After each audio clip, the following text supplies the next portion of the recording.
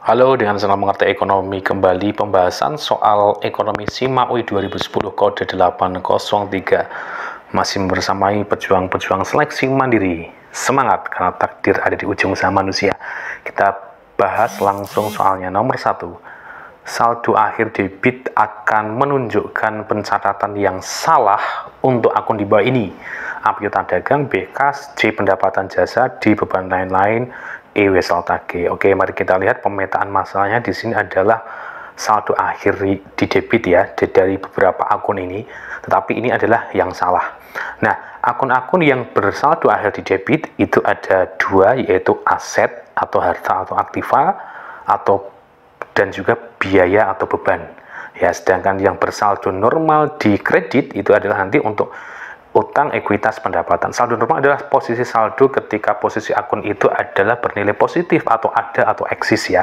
Jadi keberadaan setiap akun itu memiliki posisi atribut yang melekat pada akun tersebut. Kalau ada kas misalnya tertulis 10 juta, itu tidak hanya 10 juta aja, tapi tertulis di dalamnya, include di dalamnya bahwa kas itu berposisi di debit ya, sehingga nanti kalau misalnya untuk akun-akun itu berarti harus paham ini kalau misalnya untuk harta itu apa contohnya. Contoh saya kas tadi ya, kas itu masuk bagian harta ya.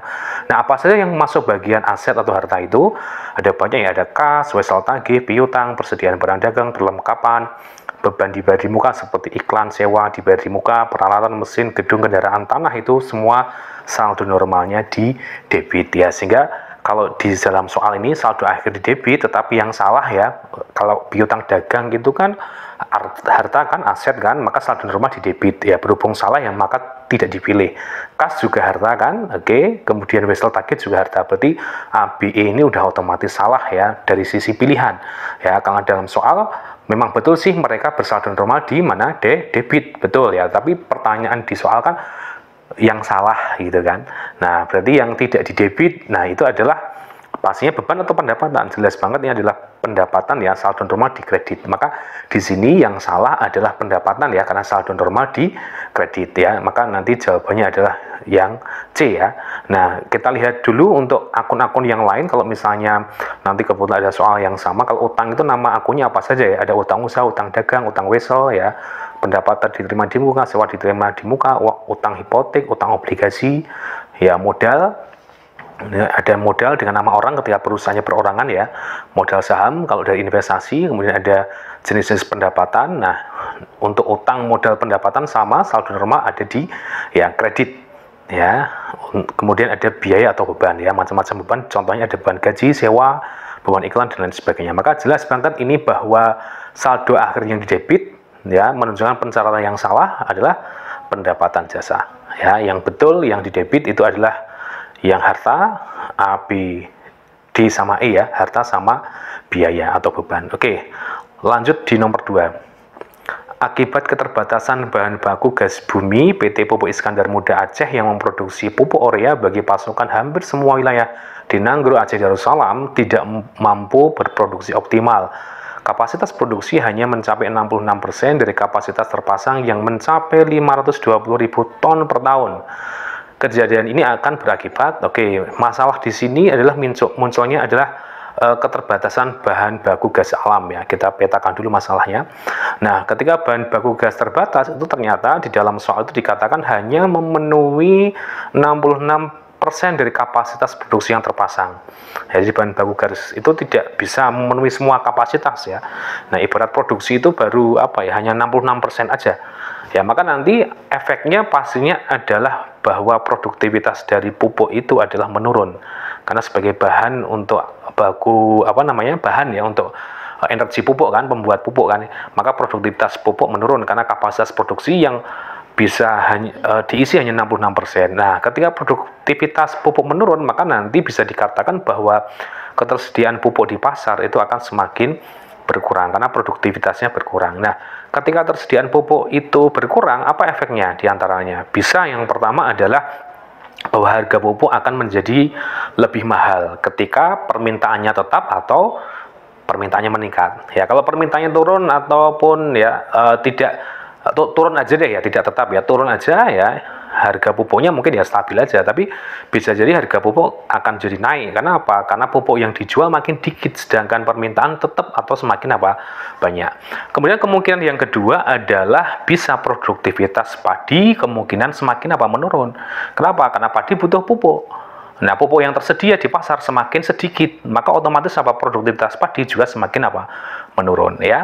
Kayak kita lihat jawaban yang A, efek dari keterbatasan bahan biogas tadi adalah A ya, harga pupuk urea jadi mahal, potensi betul ya, karena permintaan berkurang. Nah, ini yang salah. Ya, harusnya permintaan tetap atau permintaan apa? Naik. Ya, jika permintaan berkurang ya, misalnya pupuk yang tersedia sedikit ya, yang ingin beli sedikit ya mungkin harga akan stabil aja, normal aja kan itu. Nah, yang B kita lihat produksi padi di Aceh diperkirakan akan berkurang. Nah, ini yang betul ya. Produktivitas untuk padi kemungkinan nanti akan apa? Menurun. Oke ya, sebenarnya tidak hanya padi aja sih, bisa jagung dan sebagainya ya. Maka jawabannya adalah yang B ya. Oke, nomor 3. Peningkatan dalam teknologi produksi akan menggeser. Oke, permetaan masalahnya di sini adalah peningkatan teknologi produksi. Nah, peningkatan teknologi produksi itu menyebabkan produktivitas akan semakin baik, semakin bagus. Maka meningkat nanti jumlah barang yang dihasilkan. Nah, ketika jumlah barang yang dihasilkan meningkat, itu nanti barang yang dijual di pasar juga meningkat.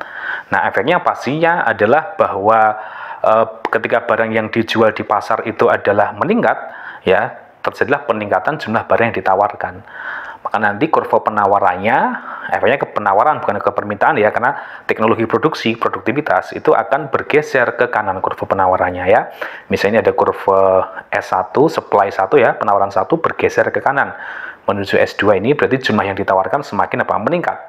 Berarti ketika ada peningkatan dalam teknologi produksi akan menyebabkan kurva penawaran ya semakin ke kanan. Ya, contoh realnya gampang aja deh. Sekarang teknologi pembuatan handphone kan semakin lama ke semakin apa ya, mudah kan, ya semakin canggih kan gitu kan. Maka apa? Ketersediaan handphone di pasar semakin banyak pilihan, betul kan? Nah, itu contohnya itu, paling gampang kayak gitu. Oke, nomor 3 jawabannya adalah yang B ya. Nomor 4. Saldo perlengkapan sebelum penyesuaian pada tanggal 31 Desember 2009 adalah sebesar 1 juta rupiah.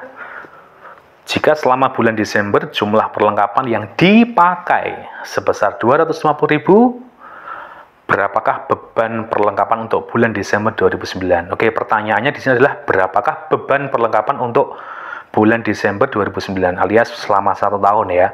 Nah, beban perlengkapan di bulan Desember 2009 ya, ini adalah juga bisa dikatakan beban perlengkapan selama 1 tahun itu adalah sama dengan perlengkapan yang sudah terpakai selama setahun itu, yaitu di sini keterangannya adalah 250.000. Ya, ini adalah perlengkapan yang terpakai di berapa? 250.000 ini kan. Maka ini adalah yang menjadi apa? Biaya atau beban itu. Maka nanti jelas banget jawabannya adalah yang A ya. Jadi karena beban yang terpakai itulah yang menjadi perlengkapan yang terpakai itulah yang menjadi beban perlengkapan. Nah, hati-hati kalau di dalam soal kalimatnya tidak menggunakan kata-kata perlengkapan yang dipakai, tapi menggunakan kalimat perlengkapan yang tersisa. Nah, ini maka Anda harus ngurangin dulu. Ya, misalnya ada saldo perlengkapan 1 juta nih, yang tersisa 250.000, berarti kan harus nyari berapa sih yang kepakai, karena yang jadi beban itu yang kepakai berarti 250.000 kan gitu ya. Maka bisa dikatakan ketika dalam soal kalimatnya adalah perlengkapan yang tersisa, maka harus mencari besarnya perlengkapan terpakai. Nah, berapa nilai perlengkapan yang terpakai atau yang sudah jadi beban itu adalah harus mengurangi saldo perlengkapan dalam setahun itu berapa dikurangi dengan data jumlah perlengkapan yang tersisa. Itu akan menemukan perlengkapan yang terpakai ya. Maka ini jawabannya udah jelas banget adalah yang A. Nomor 5. Jika petani dalam suatu perekonomian hanya mampu menghasilkan 2 jenis komoditas, apel dan jeruk, maka the law of diminishing return bisa tercermin dari hal berikut ini. Oke, pemetaan masalah dulu ya. The law of diminishing return itu adalah hukum pertambahan hasil yang berkurang. Ini adalah David Ricardo ya. Ini adalah intinya bahwa kalau gambaran simpelnya begini. Misalnya ini Anda punya lahan ya, lahan pertanian misalnya katakanlah 1 hektar. Bisa menghasilkan katakanlah 4 ton padi selama 1 tahun. Tenaga kerja misalnya cuman 2 saja. Nah, Anda lihat di situ keteteran banget ya, keteteran banget sehingga produktivitasnya sebenarnya bisa meningkat kalau jumlah tenaga kerjanya tambah banyak lagi, misalnya begitu. Nah, kemudian ada nambah pekerja nih, 3 pekerja jadi maksimal banget ya hasil produktivitasnya ya katakanlah meningkat dari 4 juta tadi misalnya jadi berapa ya, misalnya 9 juta lah misalnya begitu ya. Nah, kemudian Anda berpikir wah nambah pekerja lagi. Nah, ketika Anda nambah pekerja ternyata malah justru ada beberapa pekerja yang nganggur. Ya, malah jumlah pekerjanya itu berlebihan. Nah, the law of diminishing return itu adalah terjadi ketika tambahan produktivitasnya itu nanti semakin menurun. Ya, jadi contoh misalnya lain, Anda juga punya toko nih misalnya, ada 2 pekerja, ramai banget nih yang beli barang di toko, ada banyak yang pelanggan tidak terlayani, misalnya begitu ya. Nah, Anda kemudian nambah 1 pekerja lagi ya, nah semua terlayani. Ya, penerimaan Anda maksimal gitu kan. Nah, Anda berpikir wah nambah 1 pekerja lagi. Ternyata bahwa terlalu banyak tenaga kerja, ada yang kadang nganggur ya. Nah, itu juga inti dari terjadinya the law of diminishing return ini kan itu. Maka nanti the law of diminishing return atau hukum peningkatan hasil yang semakin menurun itu menjelaskan tentang proporsi input yang tepat untuk memperoleh output yang maksimal. Ya, input itu ya faktor produksi tadi. Ya, output itu adalah hasilnya. Nah, ini adalah the law of diminishing return ini terjadi ya apabila dalam proses produksi ada 2 input atau faktor produksi, di mana 1 input itu bersifat tetap, yang satu adalah bersifat variabel. Nah, input yang tetap ini nanti kalau sesuai dengan teorinya David Ricardo ya, the law of diminishing return itu David Ricardo itu adalah yang faktor produksi tetap itu adalah tanah. Sedangkan untuk yang bersifat variabel dan terus ditambah itu adalah tenaga kerja. Maka nanti efeknya seperti saya katakan tadi bahwa ketika input yang dimiliki telah melebihi kapasitas produksi dari input ya, maka pendapatan atau return akan semakin menurun. Ya, terjadilah the law of diminishing return. Nah, kondisi ini terjadi apabila skala produksi sudah sampai pada titik puncak.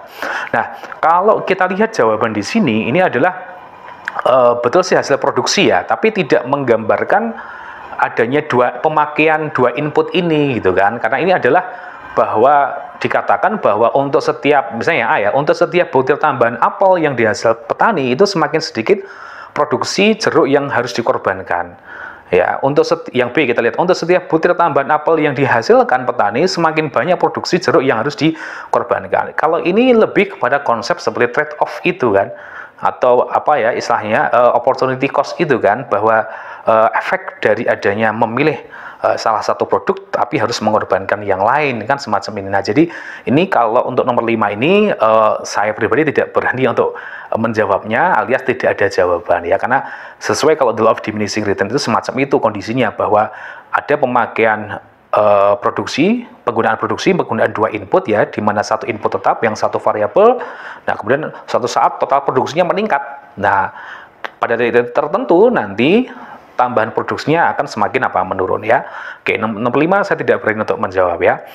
Oke, nomor 6 kita lihat. Dalam pasar persaingan sempurna, kurva permintaan perusahaan menjadi satu dengan kurva. Oke, kita lihat pasar persaingan sempurna ini adalah kurva permintaannya, demand-nya itu adalah menjadi satu ya. Jadi berimpit, gambarnya lurus horizontal ini adalah dengan kurva MR, AR, dan P. Nah, MR itu adalah ada D dulu ya, demand, permintaan. MR adalah marginal revenue, penerimaan marginal atau pendapatan marginal.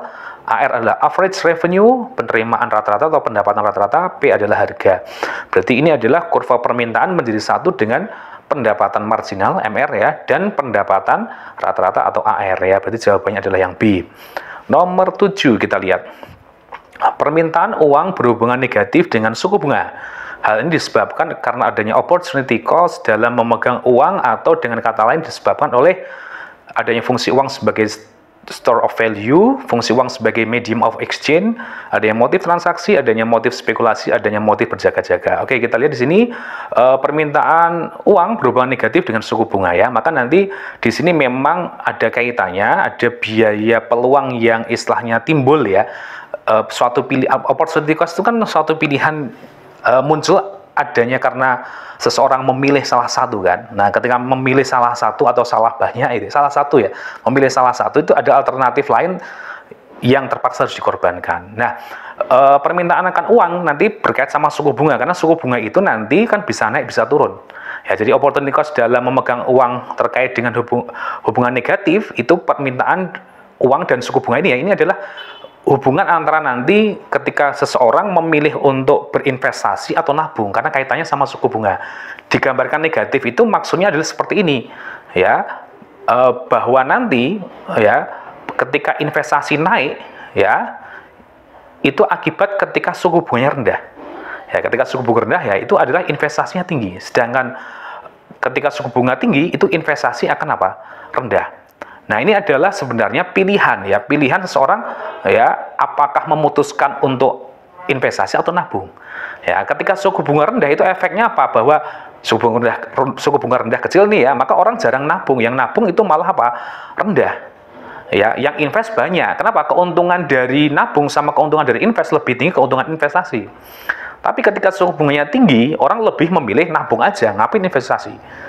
Ya, maka nanti ketika suku bunganya tinggi, investasi apa? Rendah. Nah, itu ya. Kenapa? Kalau suku bunga tinggi ya malah pinjam uang di bank, wah, berarti malah nguntungin bank kan, logikanya semacam itu. Untungnya nabung aja tanpa resiko kan itu. Maka di sini adalah opportunity cost adalah pilihan apakah ingin nabung atau investasi. Ya, efek dari hubungan negatif ya, permintaan uang yang berhubungan negatif dengan suku bunga adalah seperti ini kan tadi alasannya ya. Maka nanti dalam konsep ini sebenarnya adanya opportunity cost itu adalah sebenarnya ada motif orang memegang uang tunai dari sisi motif apa? Spekulasi, ingin memperoleh apa? Keuntungan. Maka jawabannya adalah yang dia. Oke, nomor 8, yang merupakan salah satu faktor yang menyebabkan permintaan menjadi elastis adalah, permintaan elastis ini dikatakan bahwa permintaan satu produk ya itu terjadi ketika proporsi perubahan permintaan barang itu lebih besar dibanding proporsi perubahan harga. Contohnya demikian. Nah, contoh misalnya gini ya, handphone yang paling banyak diminati lah, misalnya saya sebut merek nggak apa-apa ya, iPhone lah misalnya. iPhone terbaru harganya berapa misalnya? 13 juta, turun jadi 6 juta misalnya. Apa efeknya? Pasti permintaannya luar biasa. Ya, turunnya 50%, wah permintaan pasti luar biasa. Ya. Mungkin orang mau beli Android ya nggak jadi beli iPhone aja deh gitu kan. Kenapa? Turunnya luar biasa. Barang mewah itu adalah bersifat elastis ya. Kenapa? Proporsi perubahan permintaan barang itu lebih besar dibanding proporsi perubahan harga. Jadi kalau tadi harga cuma turun 50%, bisa jadi permintaannya naik lebih dari 50%. Nyampe 200%, 300%. Itu untuk barang mewah memang elastis ya. Nah, itu contoh terjadinya seperti itu. Kalau misalnya barang kebutuhan pokok kayak beras misalnya, ketika harga beras naik atau turun ya, misalnya dari 10.000 katakanlah turun jadi 8.000 atau bahkan naiklah 12.000, apakah orang kemudian seperti iPhone tadi responnya tidak membeli beras? Enggak, tetap beli aja, harganya tetap beli. Kenapa? Kebutuhan pokok, orang tetap beli soalnya gitu. Nah, itu sifatnya inelastis, tidak begitu elastis, kalah elastis sama kebutuhan pokok. Ya, barang yang sifatnya elastis itu semacam itu ya, semakin istilahnya ketika harga berubah atau ada istilahnya variabel-variabel yang menyebabkan dia kemudian tidak ingin membelinya atau kemudian memutuskan untuk membelinya, itu yang sifatnya elastis. Nah, itu ya. Nah, nanti perubahan permintaan barang yang sangat responsif tadi kayak handphone, iPhone tadi ya, ini adalah ketika harga barang tersebut adalah berubah ya. Nah, selain itu sebenarnya untuk penentu elastisitas permintaan itu adalah bisa jadi yang pertama ya, kita lihat adalah ketersediaan barang pengganti. Semakin banyak barang substitusinya, maka permintaan terhadap barang tersebut semakin elastis. Kenapa? Ketika barang itu ada pengganti ya, biasanya barang itu harganya mahal, naik gitu kan. Tapi penggantinya itu banyak, maka wah udahlah ganti aja lah gitu kan. Nah, itu berarti akan semakin elastis ya. Ketika harga berubah, responnya cepat banget untuk berubahnya. Kenapa? Banyak penggantinya. Nah, itu ya. Kemudian yang kedua adalah sifat komoditas ya. Tadi ya, saya katakan ketika barangnya itu mewah, ya permintaan akan semakin elastis ya. Karena orang akan cenderung ketika harga berubah, membeli ya. Turun itu membelinya luar biasa. Kalau naik, jadi belinya juga luar biasa. Tapi kalau kebutuhan pokok nggak begitu elastis ya. Ini elastis. Kenapa? Harga berubah sedikit atau naik pun orang tetap responnya biasa aja karena tetap beli kan itu. Kemudian yang ketiga adalah durasi jangka waktu ya. Semakin lama perubahan harga barang bertahan, elastisitas akan semakin tinggi karena konsumen memiliki waktu dan kesediaan untuk mengubah perilaku konsumsinya. Contoh misalnya, jika harga BBM naik dalam jangka pendek, konsumen akan tetap membutuhkannya dan membelinya dengan jumlah yang sama aja. Tapi kalau nanti misalnya BBM itu bertahan lama kenaikannya, maka akan pasti akan mengganti ya dengan kendaraan umum ya. Jadi durasi waktu atau jangka waktu ini adalah mempengaruhi elastisitas ya. Semakin lama perubahan harga barang bertahan, elastisitasnya adalah semakin tinggi. Kemudian yang keempat adalah proporsi pendapatan yang dibelanjakan pada suatu komoditas. Ya, seperti tadi misalnya untuk pasta gigi sabun itu kan biasa ya, artinya bahwa penggunaan pendapatan itu untuk produk itu ya biasa-biasa aja. Ini pendapatannya memiliki permintaan yang tidak elastis atau inelastis ya. Untuk barang yang menghabiskan sebagian besar pendapatan itu nanti akan permintaannya elastis ya, seperti pakaian, makanan. Ini kalau misalnya dicontohkan maknanya bahwa istilahnya ya, proporsi pendapatan yang digunakan untuk makanan itu ya, makanan pakaian ya yang sifatnya lux ini biasanya ya, ini adalah semacam itu. Oke, ini jadi jawabannya kita lihat ya, yang merupakan salah satu faktor yang menyebabkan permintaan menjadi elastis adalah semakin sedikitnya jumlah barang substitusi, berarti salah ya. Kemudian status barang tersebut kebutuhan pokok, ini elastis kan, salah ya. Semakin pendek salah, harusnya semakin panjang. Penting barangnya kalau tersebut bagi konsumen ya.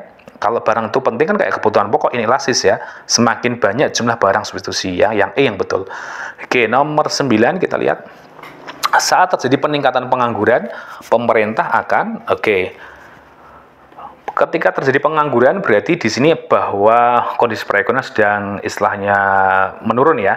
Maka pemerintah bisa menerbitkan yang namanya surat utang negara ya, atau SUN ya. Jadi nanti peningkatan pengangguran ini kalau kita petakan dulu masalahnya adalah harus dibuka kesempatan kerja, gitu kan? Nah, kesempatan kerja itu dibuka harus ada investasi. Nah, investasi bisa ditingkatkan kalau pemerintah bisa mengambil kebijakan fiskal ya, yaitu yang bersifat ekspansif, yaitu dengan menerbitkan surat utang negara atau SUN ya.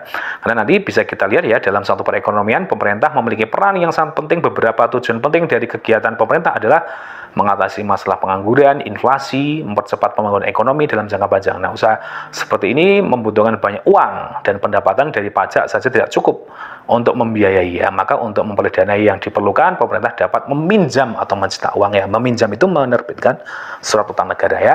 Jadi jawabannya adalah yang A. Oke, nomor 10.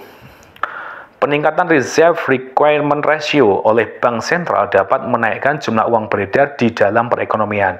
Oke, reserve requirement ratio ini bisa diartikan adalah perbandingan ya, rasio ya. Rasio cadangan kas minimum ya adalah perbandingan antara uang kas milik bank umum yang harus disetorkan ke Bank Sentral ya dalam jumlah tertentu, minimum tertentu ya, dibanding dengan kas yang tetap tersimpan di bank umum. Di mana kas yang tersimpan di bank umum ini akan dipakai untuk kredit. Maka kalau misalnya reserve requirement rasionya adalah meningkat, berarti uang yang disetorkan, uang kas yang harus dilarikan ke bank sentral, dilarikan dalam tanda kutip ya, itu semakin besar. Kalau uang kas yang disetorkan ke bank sentral semakin besar, berarti kas yang disimpan di bank umum makin kecil. Ya, berarti apa? Duit itu padahal nanti dipakai untuk kredit. Maka kalau reserve requirement rasionya di bank sentral terlalu tinggi, maka kesempatan bank umum masih pinjaman makin kecil dong. Maka jumlah uang beredar tidak akan semakin banyak, justru semakin menurun ya. Berarti yang pertama ini salah. Jadi peningkatan reserve requirement ratio oleh bank sentral dapat harusnya menurunkan jumlah uang beredar, tidak menaikkan jumlah uang beredar ya. Ini salah nanti ya. Dan peningkatan reserve requirement ratio tadi ya, itu efeknya tadi saya katakan adalah lebih banyak uang kas yang tersimpan di kalau peningkatan ya, lebih banyak uang yang tersimpan di bank sentral dibandingkan di bank umum ya, sehingga efeknya nanti bahwa uang kas yang bisa dipakai untuk kredit kan makin kecil, karena yang lebih banyak yang tersimpan di bank sentral ya daripada uang yang tersimpan di bank umum. Berarti statement pertama adalah salah ya. Statement yang kedua, dengan semakin besarnya reserve bank komersial yang harus disimpan di bank sentral, kesempatan bank komersial untuk menyalurkan kredit menjadi turun. Iya benar nih. Ya, karena banyak uang malah tersimpan di mana bank sentral. Ini biasanya dipakai untuk mengatasi inflasi ya, supaya uang beredar tidak bertambah banyak. Oke, jawabannya adalah yang D. Nomor 11. Masalah yang dihadapi dalam perekonomian adalah barang apa yang harus diproduksi dan berapa banyak. Oke, betul ya. Sebab bagaimana cara memproduksi dan untuk siapa barang dan jasa diproduksi merupakan masalah yang dihadapi dalam ekonomi. Iya, juga betul ya. Ada 3 masalah pokok kan, barang apa, bagaimana cara memproduksi, dan untuk siapa barang diproduksi. Ini betul-betul tapi tidak berhubungan ya. Jadi jawabannya adalah yang B. Nomor 12. Peningkatan efisiensi dalam proses produksi daging sapi di saat menjelang lebaran tak mampu meredam kenaikan harga. Oke, betul ya. Kenapa? kondisi kenaikan harga di dalam Lebaran itu bukan karena adanya inflasi ya, lebih apa istilahnya, inflasi kan kenaikan harga bangsa terus menerus ya, hampir di seluruh barang. Kalau ini kan sifatnya insidental aja, hanya momen tertentu saja. Maka meskipun kalau ada efisiensi dalam proses produksi daging sapi ya, misalnya banyak ini produksi dipasok di pasar ya, harga tetap tinggi karena momen Lebaran. Ya, jadi susah ya, tidak mampu agak susah ya, mampu meredam kenaikan harga. Biasanya setelah Lebaran malah turun lagi kan itu. Oke, berarti ini adalah benar ya. Jadi peningkatan efisiensi dalam proses produksi ya menjelang Lebaran tak mampu meredam kenaikan harga, betul. Ya, karena pada saat Lebaran ini momennya harga sedang naik kan itu. Jadi tidak mampu meredam ya, betul ya. Efisiensi produksi hanya mempengaruhi kurva penawaran, ya ini pergeseran kurva penawaran ke kanan, betul ya. Efisiensi produksi berarti produktivitas semakin meningkat, maka nanti kurva penawaran bergeser ke kanan. Betul-betul jawabannya adalah B, tidak berkaitan ya. Di bawah ini yang merupakan transaksi yang dicatat dalam penghitungan GDP. GDP itu Gross Domestic Product. Itu adalah nilai produksi barang dan jasa yang baru ya, yang dihasilkan dalam 1 tahun. Nah, biasanya adalah menggunakan PDB dengan harga konstan atau PDB real. Ini nanti akan mengindikasikan pertumbuhan ekonomi ya suatu negara ketika PDB real itu dibandingkan.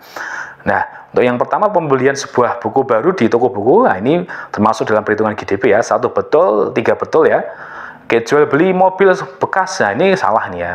Mobil bekas tidak bisa dimasukkan dalam perhitungan PDB ya, karena ini harus mobil yang baru sudah pernah dihitung kan mobil bekas itu kan, maka di sini termasuk juga barang setengah jadi, ini nggak bisa ya. Oke, berarti ini jawabannya adalah 1 dan 3 adalah B ya. Oke, nomor 14. Hal yang tidak dapat diketahui dari perhitungan GDP atau Gross Domestic Product adalah GDP itu kan nilai produksi barang dan jasa yang dihasilkan oleh penduduk dalam 1 tahun ya. Dan ini dikatakan bahwa hanya menghitung sektor-sektor formal saja. Ya, sektor informal kayak misalnya orang pedagang kaki lima misalnya ya, atau UKM yang misalnya belum memiliki katakanlah apa ya istilahnya badan usaha resmi, itu nggak bisa terhitung ya. Bagaimana cara ngitungnya? Susah kan, nggak ada pendataannya kan gitu. Maka nanti di dalam perhitungan GDP itu ya kelemahannya memang gitu ya. Ini salah satu soal kelemahan dalam perhitungan GDP ya, tidak bisa memperhitungkan sektor informal ini kan itu. Maka tidak dapat diketahui ya besarnya kontribusi sektor informal.